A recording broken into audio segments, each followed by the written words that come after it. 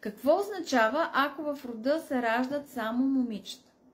Ако в рода се раждат само момичета, това със сигурност означава, че рода спира своето развитие, само че за разлика от възможността да няма потомци, когато спирането е травматично, той се прелива енергийно в други родове и започва да съществува през други родове. Не изчезва, не се заличава се като род, но не изчезва.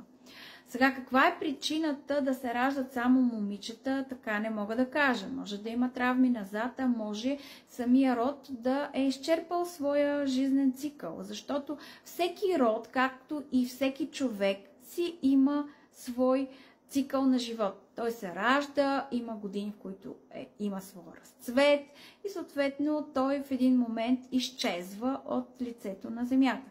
Като има два начина да изчезне. Или насилствено да се прекрати, когато спират да се появяват потомци, или той да изчезне през преливане в други родове, когато се раждат само момичета.